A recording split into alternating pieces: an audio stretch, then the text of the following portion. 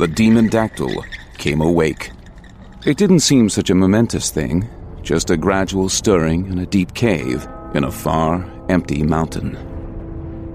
An unnoticed event, seen by none save the cave worms and those few insomniacs among the bevy of weary bats hanging from the high ceiling. But the demon spirit had awakened, had come back from its long dormancy into the statue-like form it had left behind after its last visit to the world called Corona. The tangible, corporeal body felt good to the wandering spirit. The Dactyl could feel its blood, hot blood, coursing through its wings and mighty legs, could feel the twitching of its mighty muscles.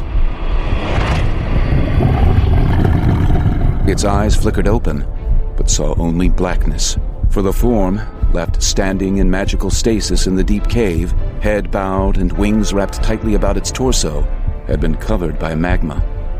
Most of the fiery stuff of that time long past had bubbled and flowed away from the cavern, but enough had remained to harden about the Dactyl's corporeal form. The spirit had come back to Corona, encased in obsidian. The demon spirit felt deep within itself, summoned its powers, both physical and magical. By sheer will and brute strength, the Dactyl flexed its wings. A thin crack ran down the center of the obsidian sarcophagus. The Dactyl flexed again.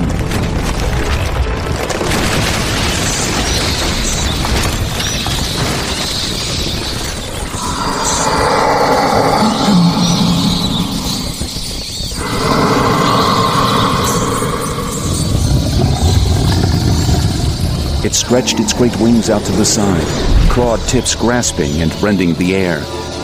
The Dactyl threw back its head and opened wide its mouth.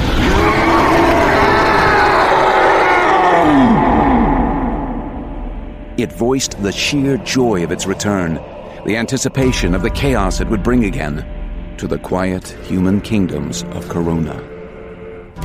Its torso resembled that of a tall, slender man, shaped and lined by corded strands of taut muscle and sporting a pair of tremendous bat-like wings, 20 feet across when fully extended, and with strength enough to lift a full-grown bull in swift flight. Its head, too, was somewhat human, except more angular, with a narrow jaw and pointed chin.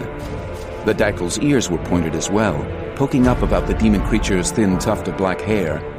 Neither did that hair hide the creature's horns, thumb-sized and curling in toward each other at the top of the demon's brow.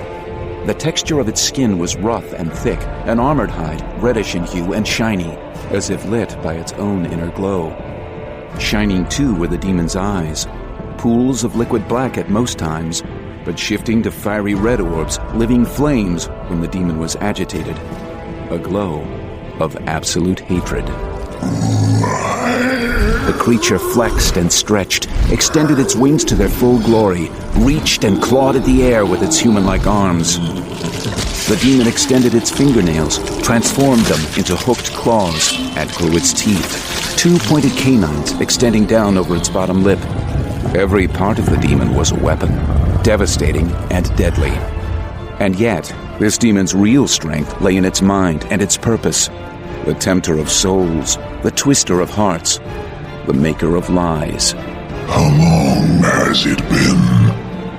How many decades, centuries have passed since my last visit to Corona?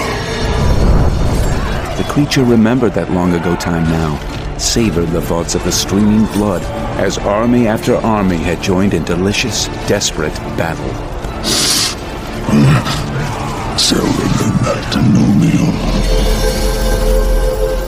He saw again the elf who had rallied the humans and the other elves, Terran and Denonial, who chased the Dactyl's armies back to the base of the mountain, Ada. Denonial himself had come into this cave after the beast, had skewered the Dactyl.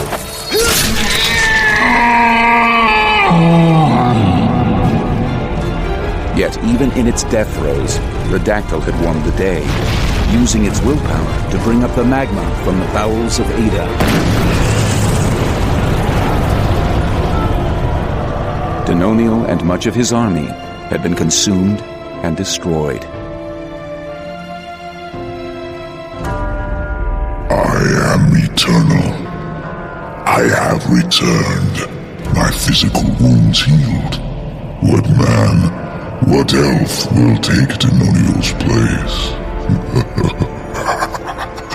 Its thoughts turned from its enemies to those it would summon as minions. What creatures could the Dactyl gather this time to wage its war?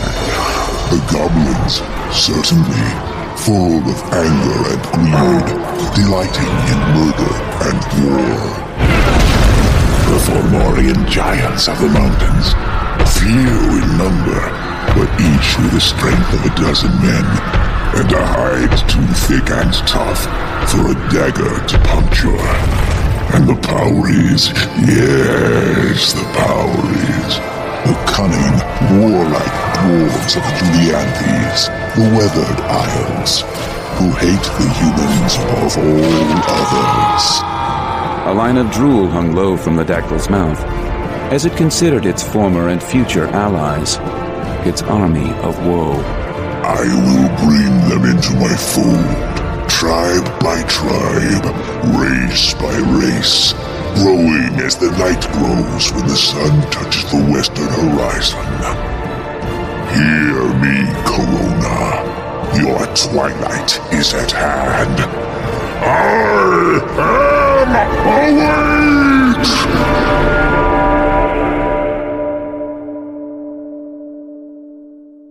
GraphicAudio proudly presents R.A. Salvatore's epic saga, The DemonWars.